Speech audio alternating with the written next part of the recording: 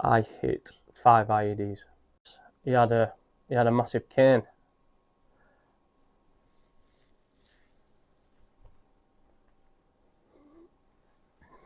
Take a minute, pal.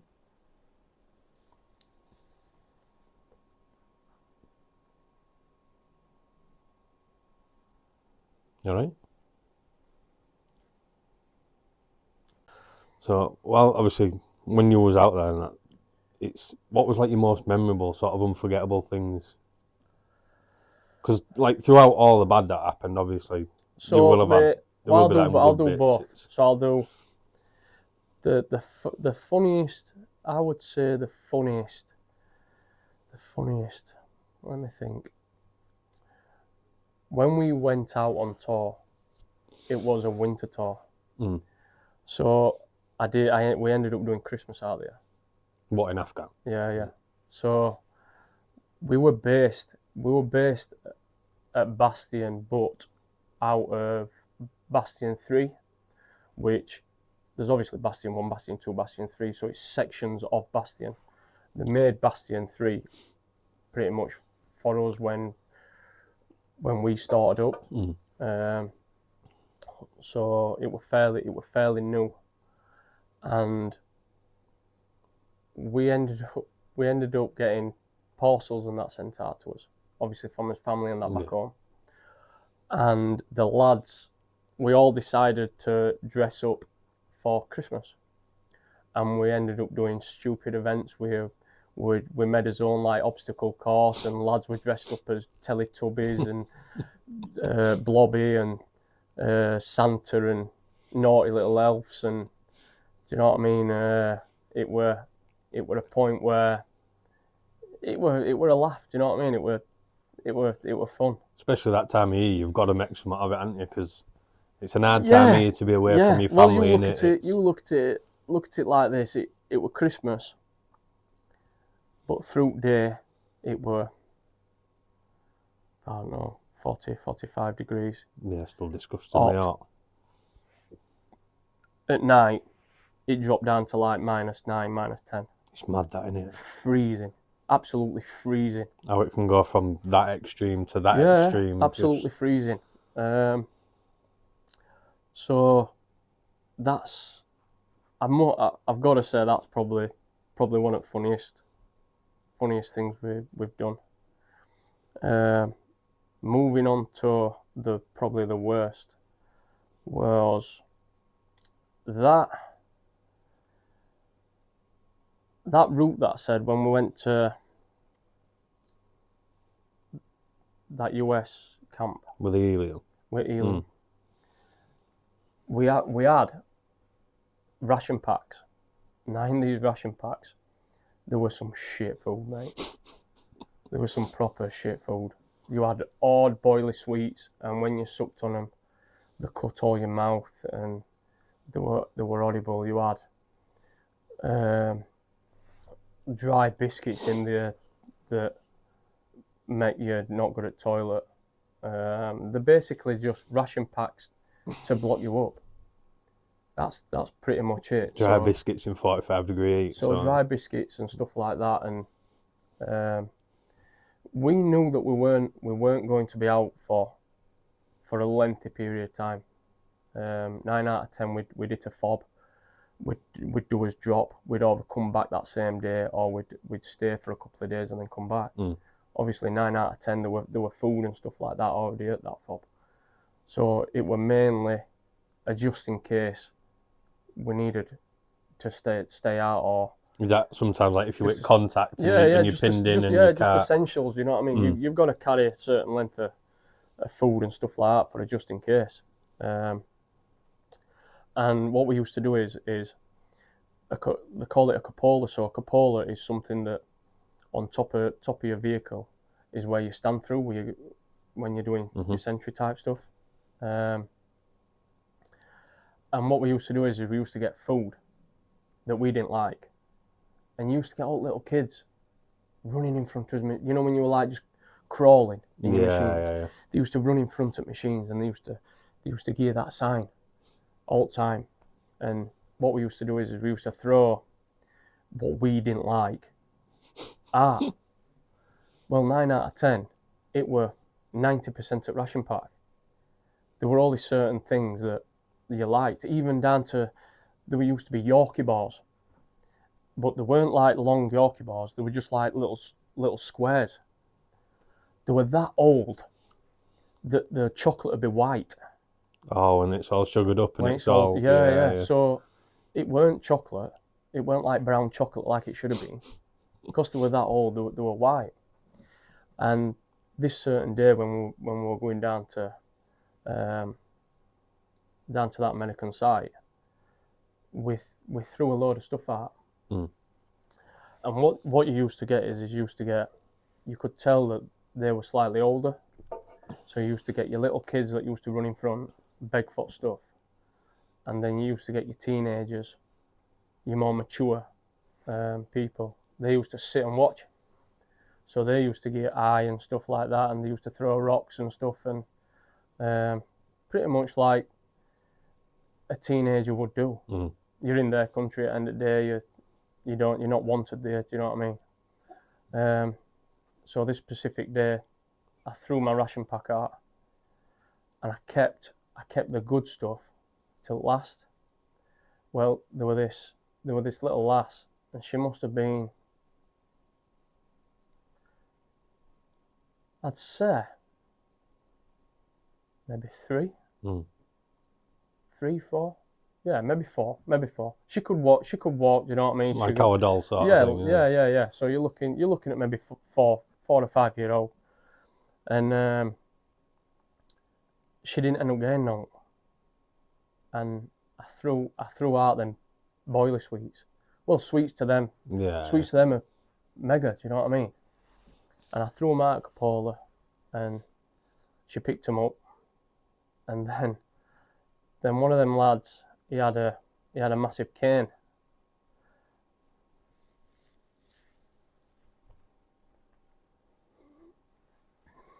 Take a minute, pal.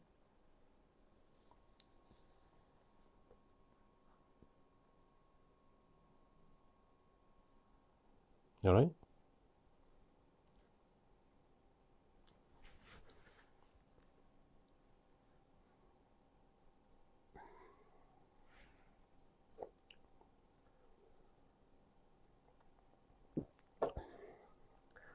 And he ended up beating her.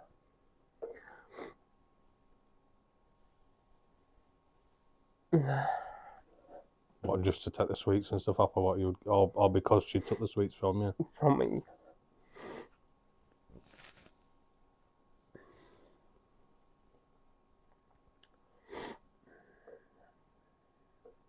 I'm guessing it's not something you can jump out and get involved in, or...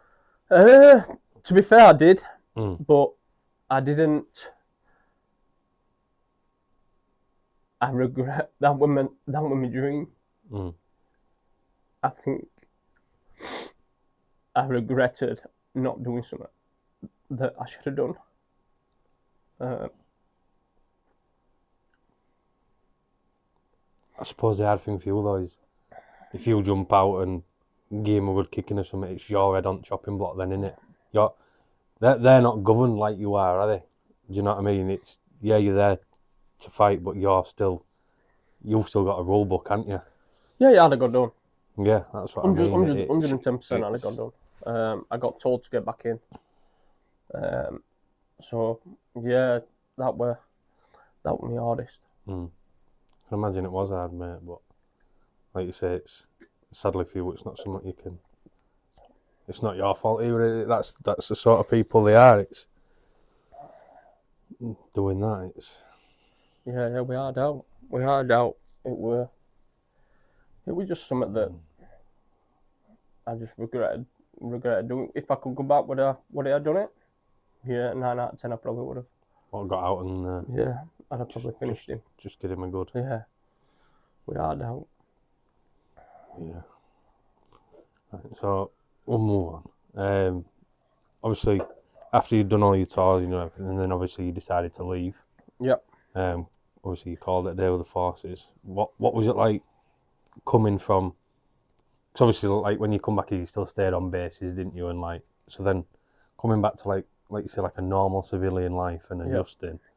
Like, what support did you get, and obviously coming out from the forces, and what help did you get to come into like a normal like civilian life, like what I have? So like when I was leaving, you're on about like when I was leaving the forces? Yeah. So when obviously you said. So when I was that's leaving, me. so I'd done my time. So you do a sign off sheet. We call it 7 clicks.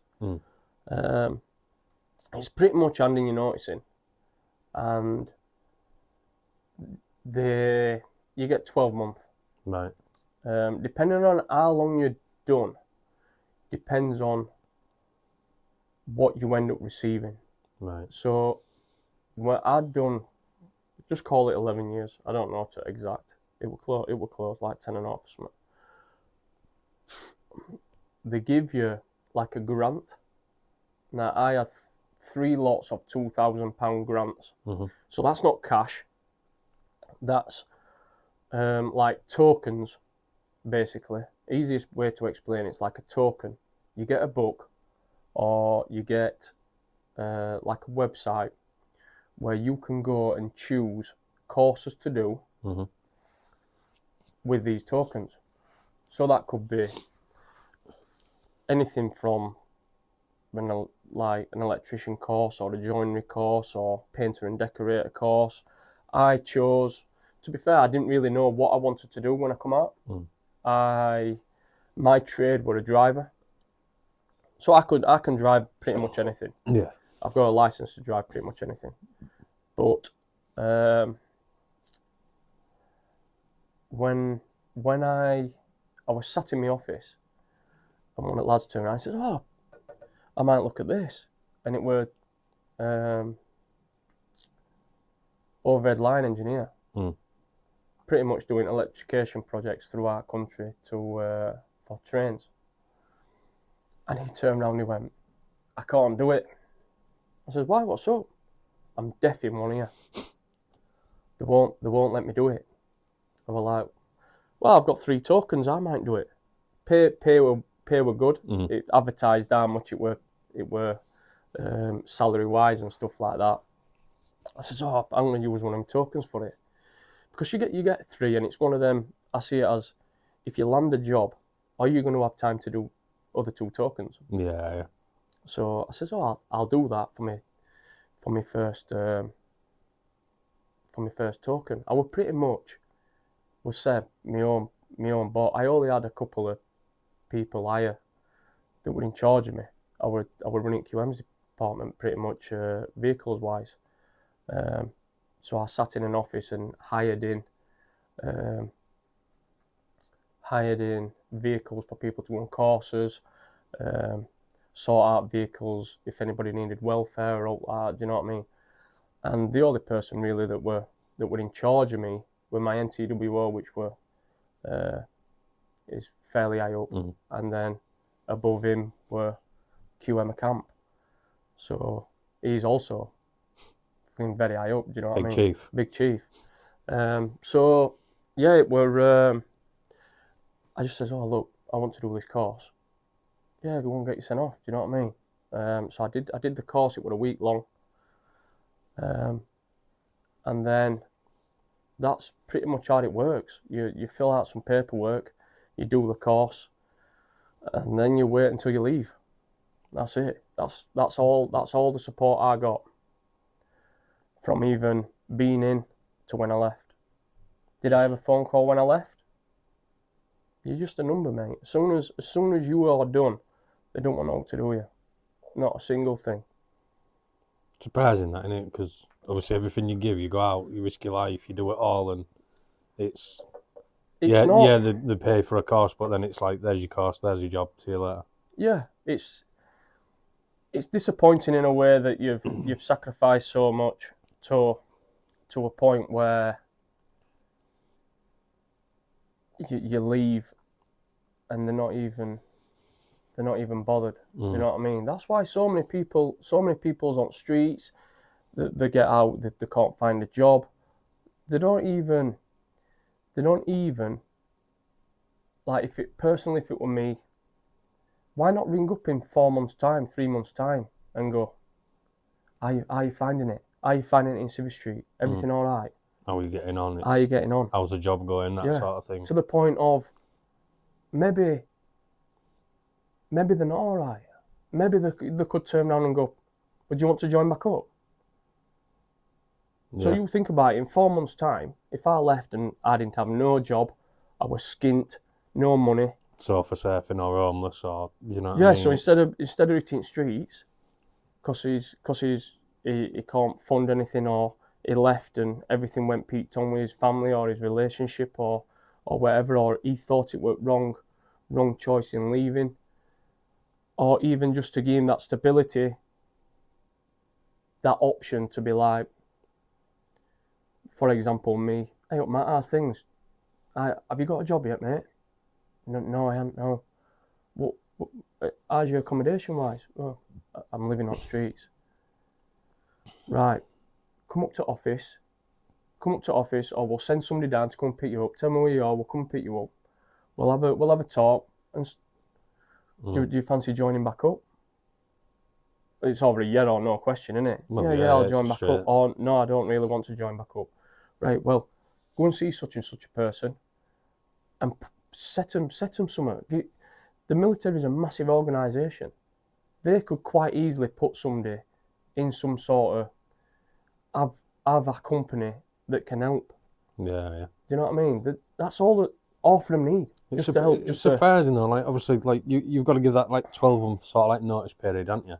So they give you a course in that, but why don't they spend that 12 months using that as like a rehabilitation into Civvy Street and like helping you find an house or helping you find that job once you've done your course? Why is it just? Because in my eyes, the easiest way to say it, they do not give a shit. That's the easiest way to say it. They do not care. They've spent so much money on you. You've done your job. See you later. That's it. We've paid you for what you've done. Cheers. That's the end of the line. That's it. Yeah. Just done. Just done. It's not obviously from knowing that, like obviously a lot of people probably don't know that. They probably just think a squaddy comes out and he gets. Because obviously, don't get me wrong. We come out with perks. We come out with right attitude. We're disciplined. We're always on time. Usually, we're like neat and tidy. Do you know what I mean? As presentations, usually spot on. We're usually driven.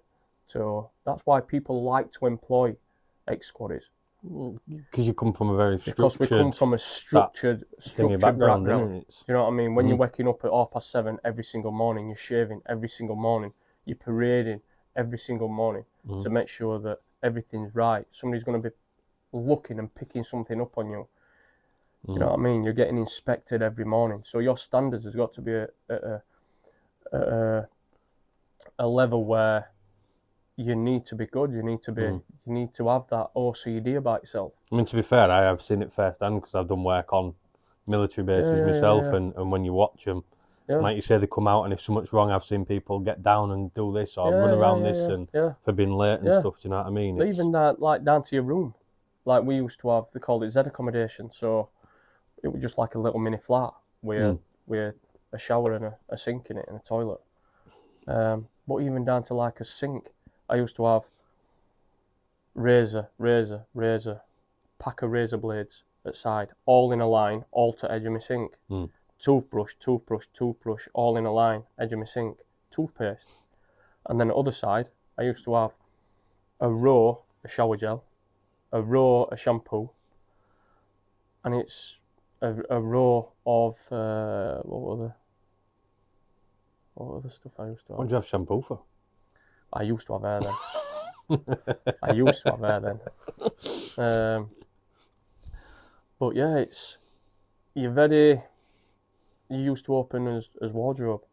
All as greens used to be on one side. All the sleeves would overlap each sleeve.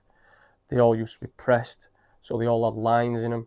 So it were all structured and formal. All his boots were polished and bulled.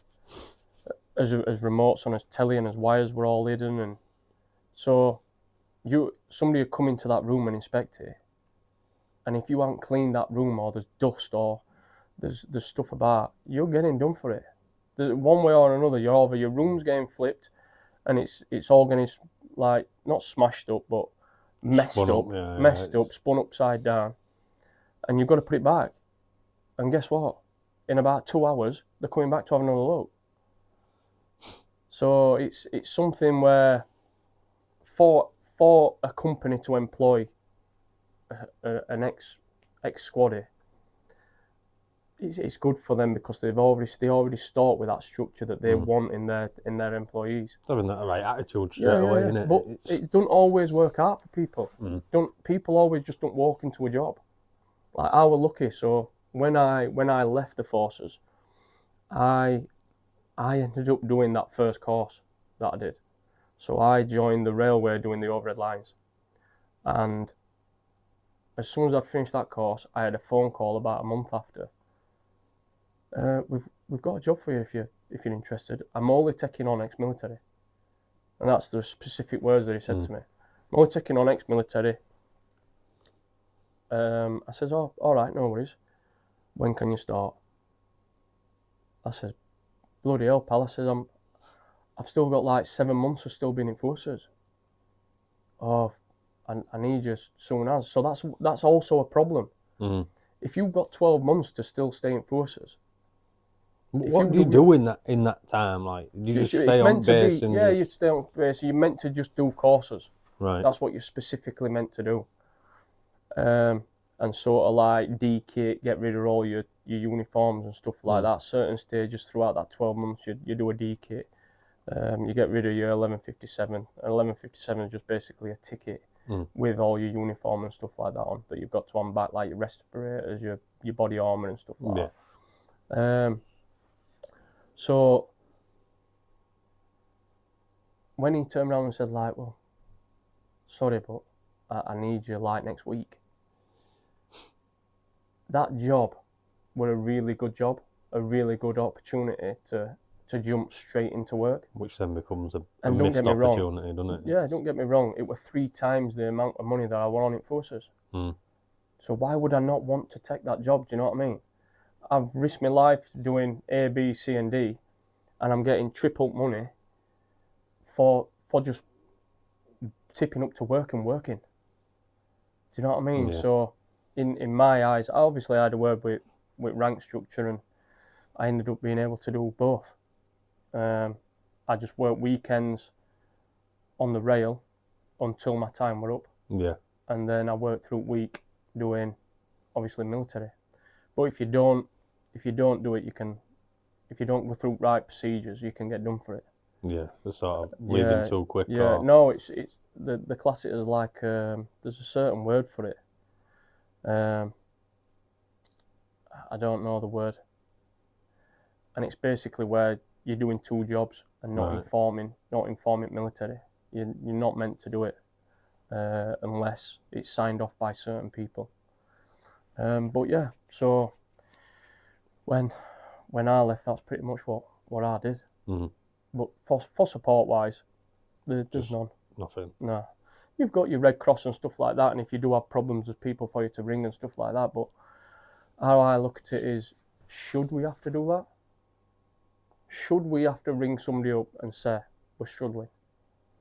No, I don't. No, I don't think you do. You're looking at I've done 11 years. What about these that do 22, 30 years?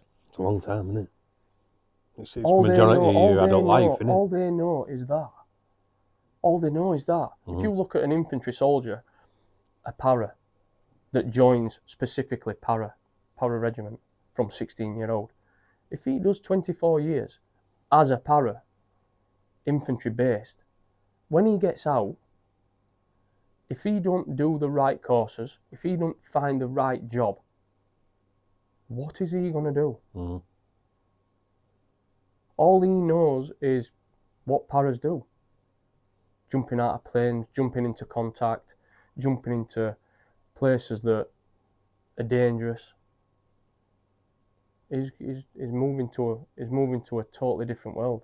All he's moving to is lifestyle, isn't it? Walking around, going at shop, walking through Morrison's and stuff like that, and Asda's, and doing his shopping and looking after his family, and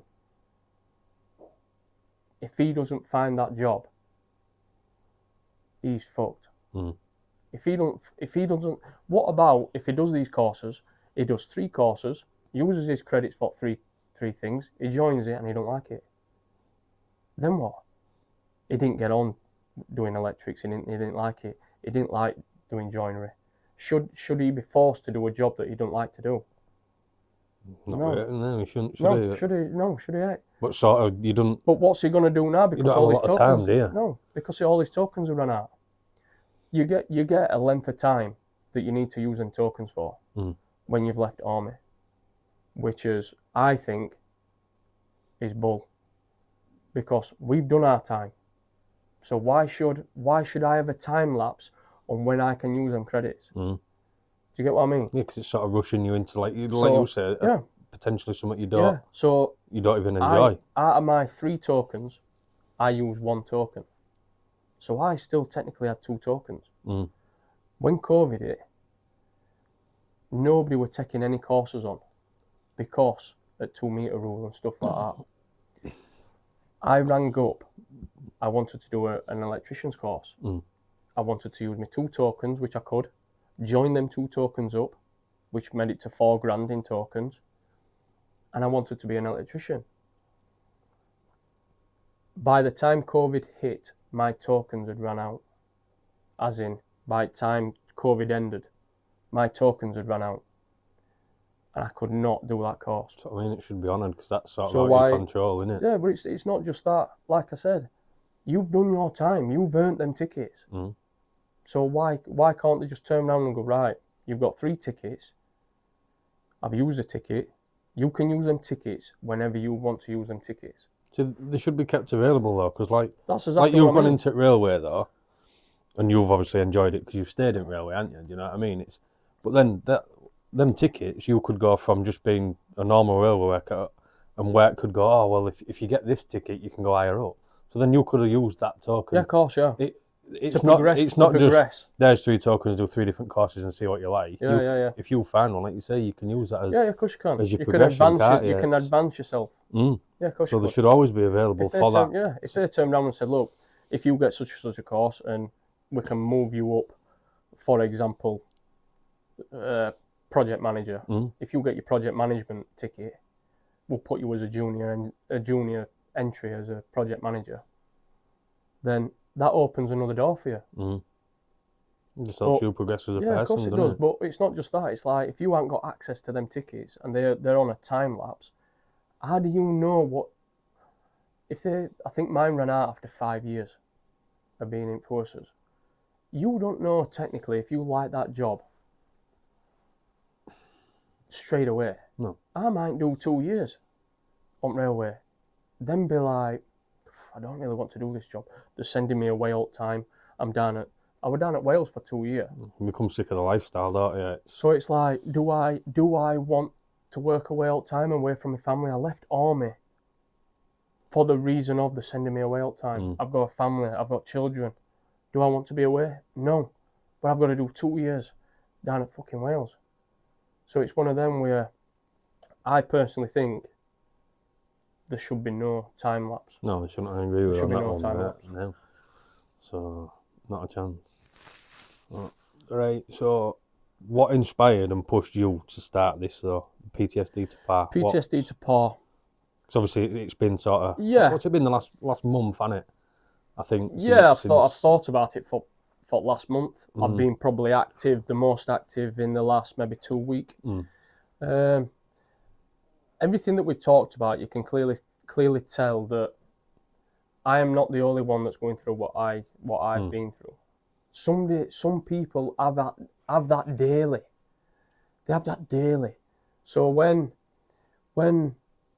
before I started PTSD to par, I had 3 phone calls from lads that I were in my squadron with.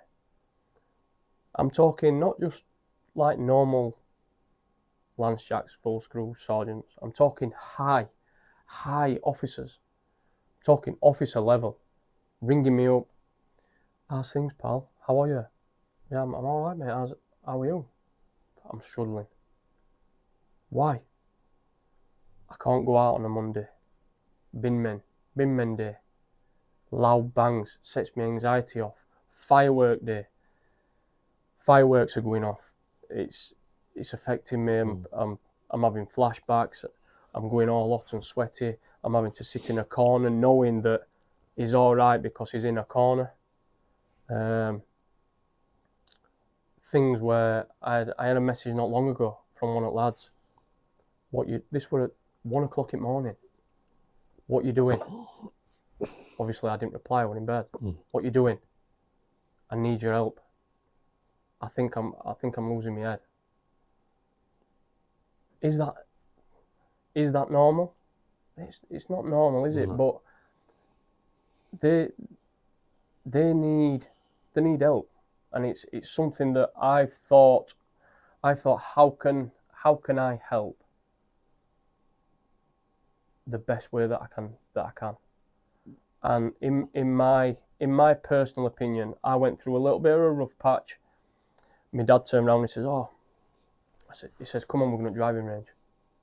So I went to driving range. I'd not played golf in years. Maybe a kid when I was knocking a ball around park. It's like me when you took me the other day, wasn't it? Yeah, I turned around and I was like, look, I says, I'm not going.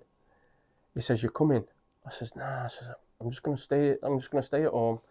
Kids were at my mum's or something like that. I'm just going to stay at home. You're not staying at home on your own. You're coming out with me. I says, right. Can't argue with the boss, mate. I says, right, come on, fuck it, we'll go. Don't get me wrong, the problems didn't leave. The problems were still there. But I was focused more on something else. So when I started at that driving range and all I was doing was smashing them balls, everything eased up. It didn't go away, but it moved from front of my head to back of my head, to the point where I was more relaxed. I were focusing more on hitting that ball. I thought I could smash it, to the point of I enjoy the sport. I like doing this. Do you know what I mean? I like smashing ball. So I thought to myself, I was looking on social media accounts, and I seen that a lot of social media is just shit. It's just pointless stuff. Do you know what I mean?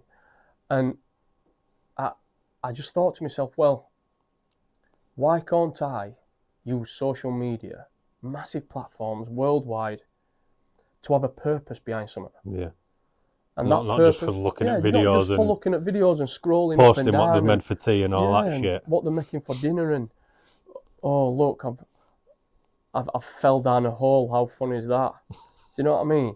to a point where there's a structure of helping somebody by social media, getting the word out. What military and veterans do, and how we can help them. Don't get me wrong. I'm not going to be able to help everybody. No, well, it's impossible. It's impossible. I don't know everything about mental health. I don't know the ins and outs about it. But, for example, if somebody's got mental health problems, or they're suffering, or they're doing stuff, and we've already done it, and we've already seen it, we've already got t-shirt for it, maybe we can give them advice. Maybe we can turn around and go, I'll tell you what, mate, why don't we come down to where you are, and we'll go out for a day. I'll bring another couple of lads, all veterans, and we'll go out and we'll have something to eat, we'll have a good talk, and we'll get all your problems out in there. And I'll tell you what, that was your plan and aim for this, wasn't it? To be able to, and obviously not just, I mean, I know obviously you want to do podcasts and you want to do day hours out and film it, but obviously some people might think, oh, I don't really want to be filmed and thingy. So obviously you're one of them where you'll still be open to going out with someone and not sticking a camera in the face if they don't want it, and just having that. Yeah, if they don't want to talk to somebody like and broadcast it throughout. Mm. There's no requirement to. No. But there's also that opportunity of being able to talk to somebody that's either A, been through it, B, they're ex-military. So not problem. The thing with ex-military and military lads is, it's a bubble. I always class it as a bubble, and it's a family bubble. Mm. So what happens is 9 out of 10, regardless of what you've been in, what you've served in, there's that respect. If I might not even know you, but straight away, as soon as we go, hey up mate, you're all right, shake hands, that's it. You're virtually friends. Mm. You can talk to that person about pretty much anything, because 9 out of 10 they've been there, they've done it, they've done your tours, they've gone through problems that you've gone. They know people that's gone through the same stuff that you're going through. They've experienced that They've lifestyle experienced you it. have, haven't you? Yeah. It's And I think personally, I've started PTSD to Paw for the simple fact of, if it can help me doing a sport where golf's addictive. Mm. And it's that addiction that makes it structured. So for example, if I go to driving range, guess what? I want to go to driving range tomorrow. Do you know what I mean? Next week, I want to go to driving range, or I want to go on course. Do you know what I mean? I want to go and play 18 holes with my mates. So them mates are there again. So your safety net and your bubble, it's not enforcers no more. Your bubble's going out, play golf with your mates. Yeah. I'll tell you what, every Friday, we'll set a golf day up. Let's go and play golf, mate. Yeah, no problem. Lads do it now. Every Thursday, they go and play golf. Local golf club. Like you say, it's still having that structure. It's the like structure you had, of, mentally, it's the structure knowing on a Thursday, you're going to go and play golf. You're going to go and seat lads. Something to look forward to, isn't Something it? to look forward to. I think the problem is, when you're in the forces, you're with the lads 24/7. Mm. You don't need to be thinking about stuff, because you've always got lads there. You're There's always something busy. going on, They're always busy. You're playing Xbox, you're playing PlayStation, you're going out, you're playing football, you're playing sports, you're going for a run. You're doing boxing with boxing team, so you're going to knock 10 bells out of each other. You're focused on something all the time. You lose that focus. I personally believe you lose that focus, your brain starts thinking random stuff. Yeah. And you start overthinking, don't you? Even down to civilians. They're spending too much time at home, or they're in an atmosphere where it's a stressful atmosphere. But when they're getting home, they have no hobbies. They're not doing anything. They're having dramas at home. They spend, obviously, once they're finishing work, they're seeing the wife, or wife's nagging at them. They want to do this, they want to do that, or you're in a position where your money's a bit low, but you have nothing structured. There's nothing to look forward to. In your head, everything's negative.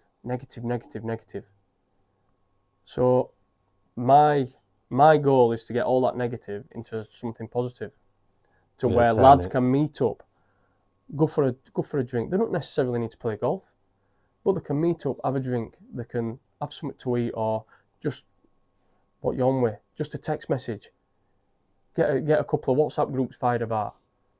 Yeah, just have banter, just have that banter, that social, that bond.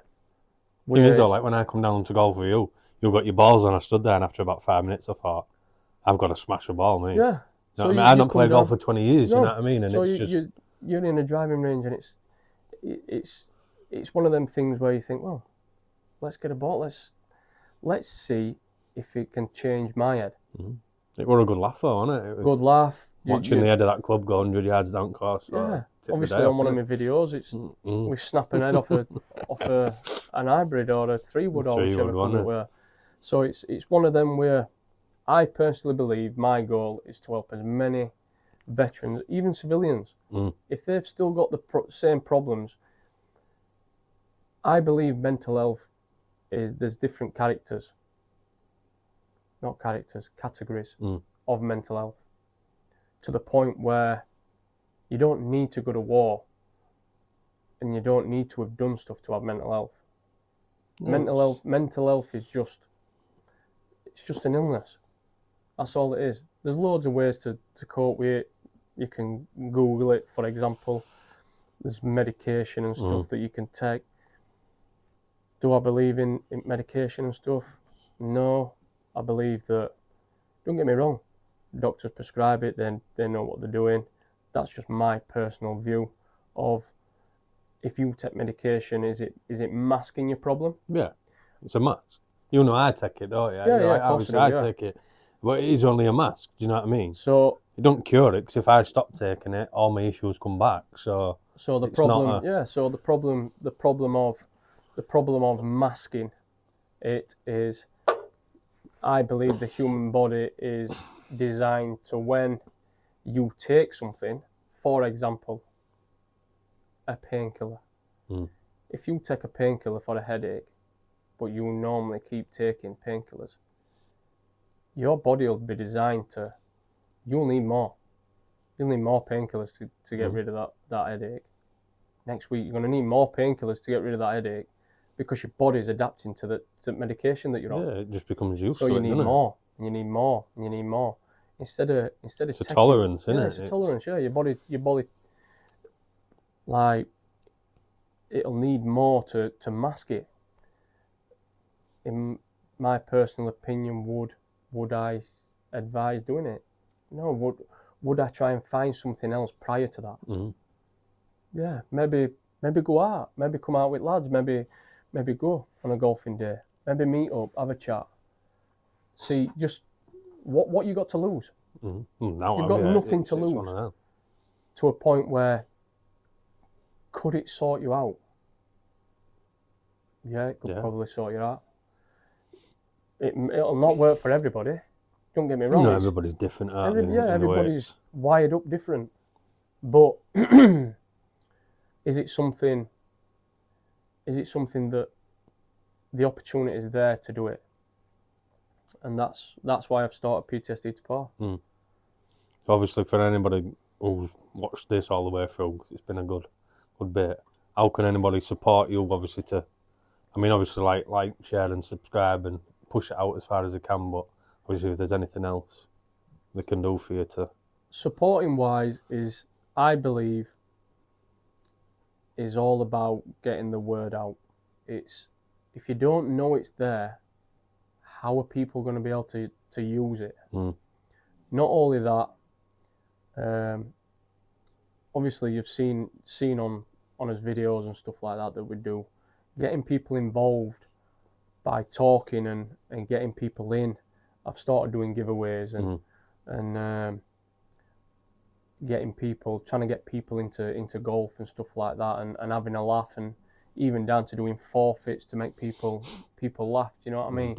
Yeah, and it's something that needs to be spread wide by social medias easily.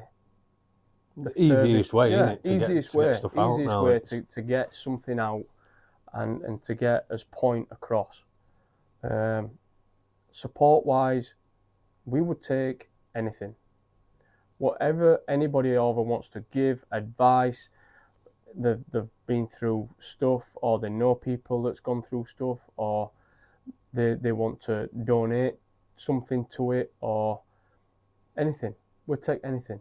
Yeah, because obviously if people know someone that is struggling, obviously they can always, you see Matt do that, do you know what I mean? You don't necessarily... You don't have to be struggling to watch and see what you do, do you? It's not just that.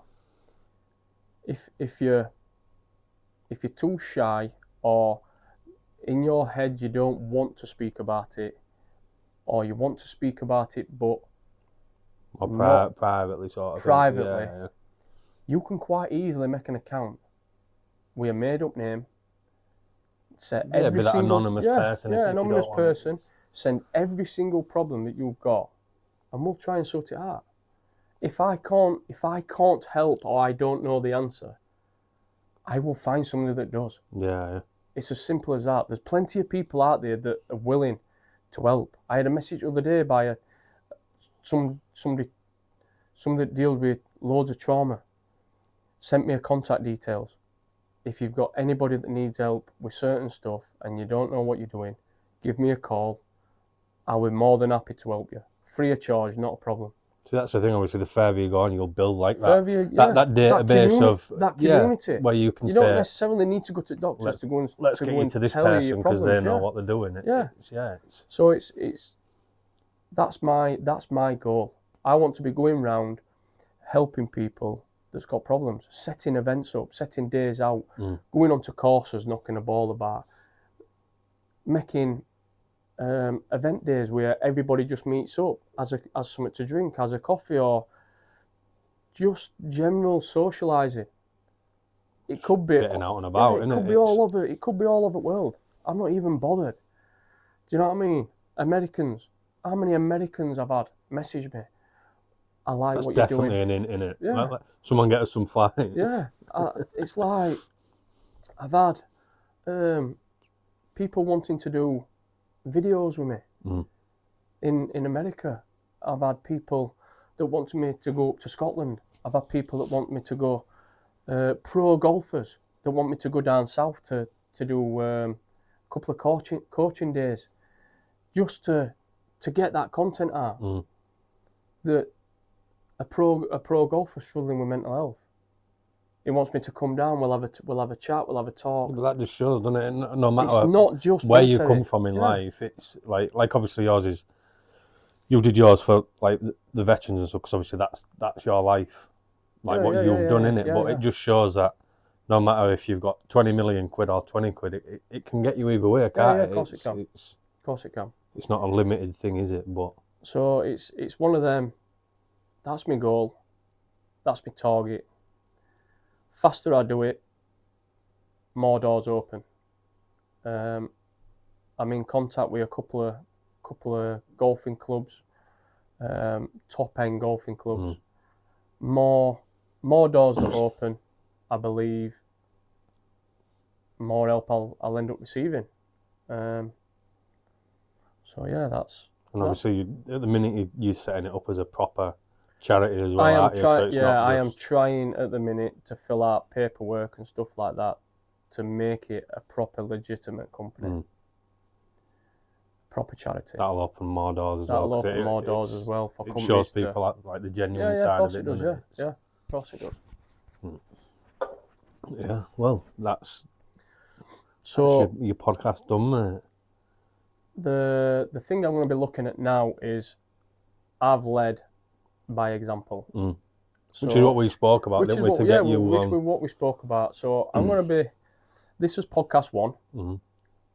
I'm going to be looking at getting veterans in and pretty much doing what I'm doing. I'll be firing questions out and seeing what other people come up with, just to show that it is all right to talk about what you've done, seeing if it helps to talk. I know there is a couple of people that are wanting to do a podcast with me. So fingers crossed. See this one, hopefully it's I'll do that. Hopefully this is going to go wide, so can even smash a ball or two while they're here, can't you? If you are watching this, then you are more than welcome to pop me a message. We can set something up, and if you want to be on my podcast and you want to get your point across, then by all means pop me a message, and we'll take it from there. This will be hopefully one of many. Hopefully one of many. A good few, mate. Yeah. Eventually it'll be a nice big couch and a couple of coffees and stuff, and so on, and a big fancy machine in corner. So yeah, that's the end of this podcast, and hopefully we'll hear from you soon. If you would like to follow, share and like, it'd be much appreciated. Like I said before, we're trying to get it out there as far as we can get it. So I'm hoping that you have watched it all. I don't know how long we've been on, maybe an hour or so. I really hope it's still recording. So I hope it's still recording. So yeah, thanks for your time.